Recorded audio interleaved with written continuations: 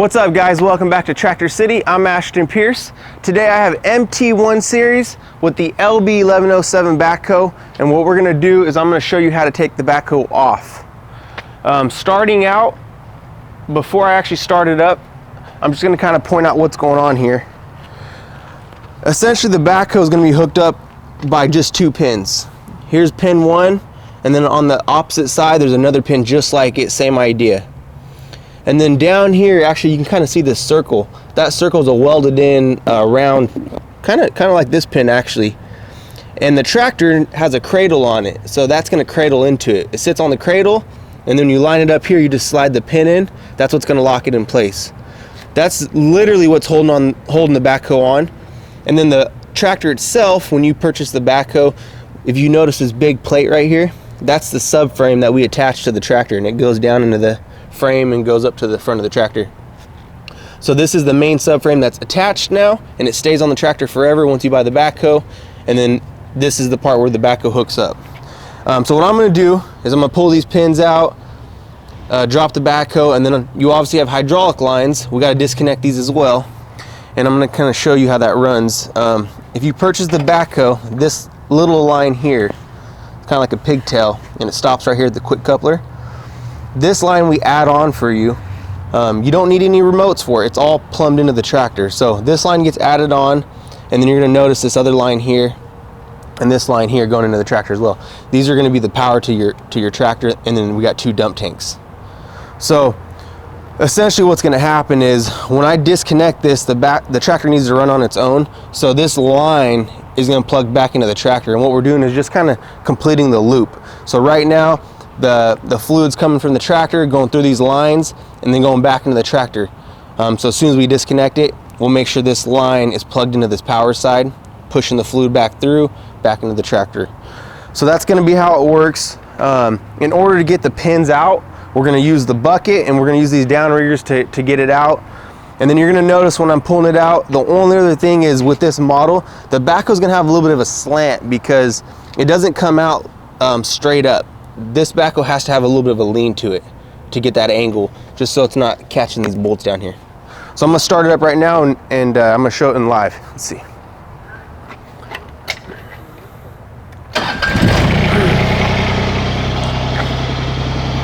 So I'm going to start with my main bucket.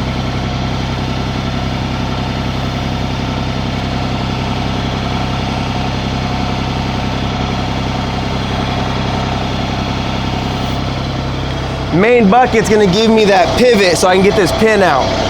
So I'm going to pull this pin up, and when I feel it loose, right, it's nice and tight right now, so I'll put a little pressure to relieve it.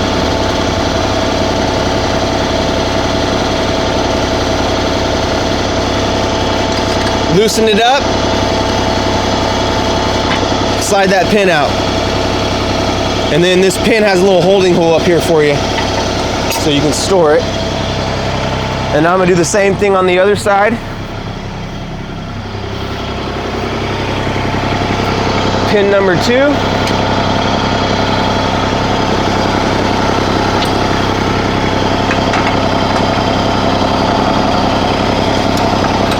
And then obviously these pins, they have this little catch right here that locks these in there. So make sure when you're putting it back in, this lines up in that hole for you. Okay, both pins are out, so essentially we're free to use the hydraulics. First thing I want to do is I want to take my downrigger on the opposite side in here, and I want to drop it down to keep the base.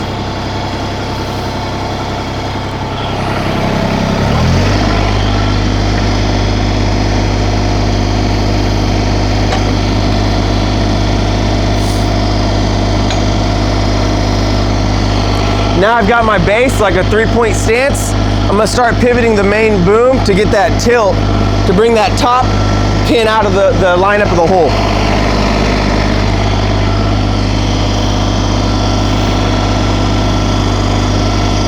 Oops. So if you want to come in here actually closer. So here was my pins lined up. So now when I start bleeding it backwards, you're going to notice just the tilting back out of it. Right? tilting it down and pull back out, right? You want to zoom back out on me? So once again, I'm pulling this in, it's dropping my boom. Raising it out of the hole, and that cradle we were talking about, it's lifting it up right out of the cradle spot. Boom. You can see it free now. It's like a U-shaped cradle. And that pin that's welded in there is down in that crevice. So now we're free, completely free, except our hydraulics. So at this point, if I want to completely remove it, I'm going to turn the tractor off and undo these hydraulic lines and pull away. And I'm going to do that just to show you the full scope.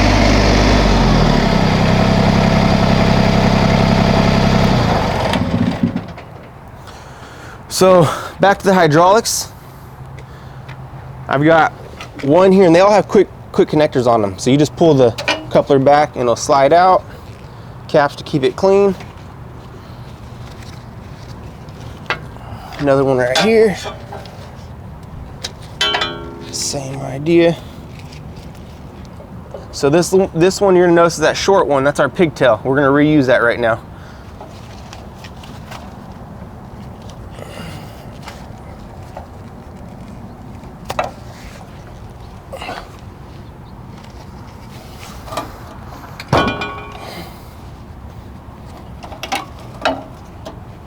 Okay. So I've got all my hydraulics disconnected, and then what's going to happen here is this hydraulic line that we have coming through is going to be our power. See this line here? And now this little short pigtail is going to be our drop tank. So this is actually where the fluid's going to run back into the tractor. So we got to reconnect this so the tractor's running normal.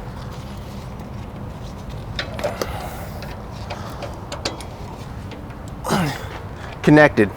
So pins are out, tractors from the frame is disconnected, all three hydraulic lines are disconnected, and we have our tractor plugged back up. So everything should work fine. Let's fire it up, check it out.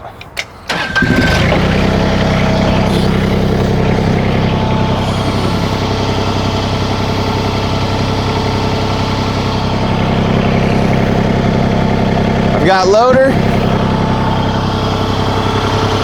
and then you're gonna notice right here, these arms, you see the lift?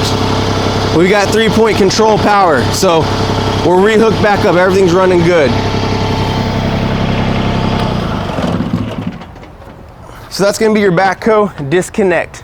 LB1107 on the MT-1 series.